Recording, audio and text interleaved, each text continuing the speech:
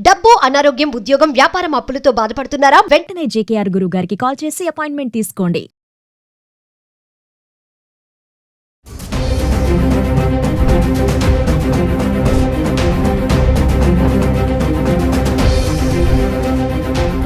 నమస్తే, welcome back to Suman TV. ప్రస్తుతం మనతో పాటు ఉన్నారు consumers affairs committee chairman Mandari Krishnareddy గారు. నమస్తే సార్. నమస్తే అమ్మా. సార్, మరి బంగారం ధరలు చూసుకుంటే మరి డొనాల్డ్ ట్రంప్ 25% ఏదైతే సుంకాలు విధించారో మరి దాని ప్రభావం కూడా పడింది అంటారా? ఒకేసారి తగ్గిపోయింది బంగారం ధర, ఎలా ఉంటుందంటారు? ఇంపాక్ట్ ఎలా ఉంది? ఖచ్చితంగా డొనాల్డ్ ట్రంప్ నిన్నటి నుంచి అమలు చేయాలనుకున్న 25%, కానీ 1 వీక్ ఇప్పుడు దానికి సమయం ఇచ్చాడు. వారం రోజులు అమలు చేయడానికి 1 వీక్ మధ్యలో గ్యాప్ ఇచ్చాడు. నిన్నటి నుంచి యాక్చువల్గా ఇవాటి నుంచి అమలు చేయాలనేది ఫస్ట్ నుంచి అని నిన్న ప్రకటించాడు అతను. కానీ ఈ రోజు నుంచి కాకుండా ఒక 1 వీక్ గ్యాప్ ఇస్తున్నట్టుగా మళ్ళీ టైం ఇచ్చాడు. అంటే ఇండియన్ గవర్నమెంట్ గ్రహించి చర్చలకు వచ్చి వెంటనే మన రేట్లు బాగా తగ్గించాలి, మన ట్యాక్సెస్ బాగా తగ్గించాలి అని మనల్ని భయపెట్టడానికి రకరకాల ప్రయత్నాలు చేస్తున్నాడు.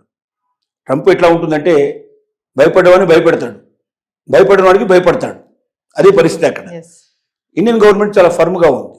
మా ట్యాక్సెస్ మేము తగ్గించాం, మీకు ఇష్టమైతే తగ్గించుకొని మీరు పెంచుకోదలుచుకుంటే పెంచుకోండి, మాకు అభ్యంతరం లేదు. పెంచుకోవడం వల్ల వాళ్ళ పౌరులకే నష్టం. కారణం ఏంటంటే ఇప్పుడు మన దేశం నుంచి వెళ్ళేటువంటి వాటి మీద ట్యాక్సెస్ వేస్తా అంటున్నాడు. ట్యాక్సెస్ వేస్తే ఏమవుతుంది? వాళ్ళ పౌరుల మీదనే పడుతుంది. మనం పంపించేవన్నీ ఎసెన్షియల్సే. ఖచ్చితంగా మందులు ఎక్కువ పంపిస్తాం. మనం మందులు అమెరికాలో తప్పనిసరి తీసుకోవాల్సిందే. మరి మందులు ఇంతకుముందు తీసుకునే వాడికన్నా ఇప్పుడు 25% పెరుగుతుంది. అప్పుడు $1 వచ్చేది $10 వచ్చేది $12.5 పడుతుంది. 25% పెరిగింది. నష్టం ఎవరికి? అమెరికన్స్కి నష్టం. మన వాళ్ళు సప్లై చేయడం ఒకవేళ ఆపేస్తే, ఇంత ఎక్కువగా భారీగా ఉండేది అక్కడ అమ్ముడు పోదనే పద్ధతిలో ఆపేసినట్టయితే మన వాళ్ళకు నష్టం వచ్చే అవకాశం ఉంటుంది. కానీ మనం పంపించే మందులన్నీ కూడా ఎసెన్షియల్ అయినటువంటివే, అవి వాడక తప్పదు. ఇంతకన్నా తక్కువ రేట్లో ఏ దేశం అక్కడ సప్లై చేయగలిగే పరిస్థితి లేదు. కాబట్టి మనం పంపకపోవడం వల్ల అమెరికా నష్టపోతుంది, కానీ మనం నష్టపోవు. ఇలాంటి కొన్ని ఆలోచనలతోటి ఇండియన్ గవర్నమెంట్ చాలా ఫర్మ్గా ఉంది. కానీ మార్కెట్లో దాని ప్రభావం అమలు చేయకముందే 25% ట్యాక్సెస్ అని ప్రకటించగానే దెబ్బ పడుతుంది. ముఖ్యంగా అమెరికా అధ్యక్షుడు ప్రకటించినటువంటి 25% సుంకాలు భారతదేశం నుంచి వచ్చేటువంటి ఐటమ్స్ మీద వేస్తానని చెప్పడం ఒకటి. రెండోది, రష్యా నుంచి చమురు కొనుగోలు చేయకూడదు అని ఆంక్ష పెట్టాడు భారతదేశానికి. ఎప్పటి నుంచో పెట్టారు, ఇది ఇప్పుడున్న ఆంక్ష ఏం కాదు, ఎప్పుడో పెట్టారు.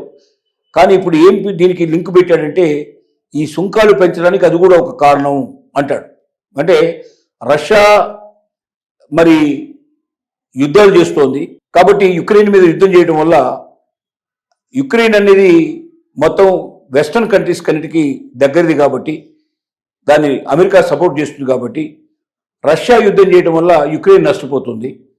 కాబట్టి ఆ దేశాన్ని ఆదుకోవడానికి రష్యా నుంచి ఆయిల్ కొనకపోయినట్టయితే, రష్యా నుంచి ఏ సరుకులు తీసుకోకపోయినట్టయితే డెఫినెట్గా రష్యా నష్టపోతుంది, శక్తి తగ్గిపోతుంది, యుద్ధం చేసే కెపాసిటీ తగ్గిపోతుంది, తద్వారా యుద్ధాన్ని ఆపేస్తుంది అని అతని ఆలోచన.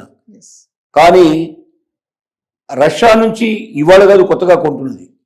చాలా ఏళ్ళ నుంచి ఇండియా రష్యా నుంచి క్రూడ్ ఆయిల్ తీసుకుంటుంది. తీసుకోవడం వల్ల చాలా లాభపడుతుంది.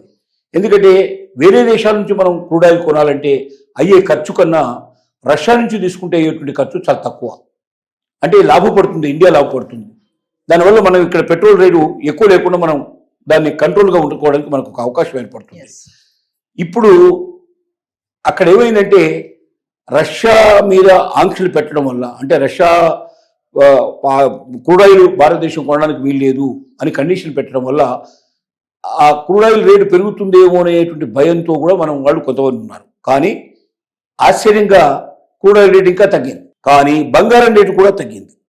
దానికి కారణాలు ఒకటి, అమెరికా సుంకాల వల్ల భారతదేశానికి నష్టం వాటిల్తుందేమో అనే పరిస్థితి, కొనగలిగే శక్తి తగ్గుతుందేమో అనే భయం ఒకటి ఉండదు. రెండోది అంటే మన రూపాయి కొంచెం బలపడింది, డాలర్ రేటు కూడా తగ్గింది. అంటే డాలర్ ఎప్పుడైతే తగ్గిందో ఆటోమేటిక్గా ఇక్కడ బంగారం పెరగడానికి తగ్గడానికి కూడా పాసిబిలిటీ ఏర్పడింది. అది కూడా ఒక కారణంగా మనం చెప్పుకోవచ్చు. ఇంకా రకరకాల కారణాలు దీనికి తోడైనాయి. వెండి కూడా రేటు తగ్గింది, బంగారంతో పాటు కూడా వెండి తగ్గింది. కాబట్టి భవిష్యత్తు లోపల ఈ ఫ్లక్చువేషన్ ఇంకా కొంతకాలం ఉండే అవకాశాలు ఉన్నాయి. ఇది చివరికి మనకు 70,000 75,000 దాకా కూడా వచ్చి మళ్ళీ లేదా అక్కడి నుంచి 125 దాకా కూడా పోయి ఈ మధ్యలో ఆడే అవకాశాలు చాలా ఎక్కువగా ఉన్నాయి, బలంగా తయారవుతున్నాయి. కాబట్టి ప్రపంచంలో ఏ మూల చిన్న సంఘటన జరిగినా దాని ప్రభావం బంగారం మీద ఉంటుంది. 500-1000 రూపాయలు పెరిగిందని మనం భయపడాల్సిన అవసరం లేదు, తగ్గిందని మనం ఏదో సంబరపడాల్సిన అవసరం లేదు. పెరుగుదలలు తగ్గుతూనే ఉంటాయి. నిశ్చయంగా పెట్టుబడి పెట్టదలుచుకున్న వాళ్ళు, డబ్బున్న వాళ్ళు ఎవరైనా సరే పెట్టుబడి పెట్టుకొని తీసుకుంటే తప్పు లేదు.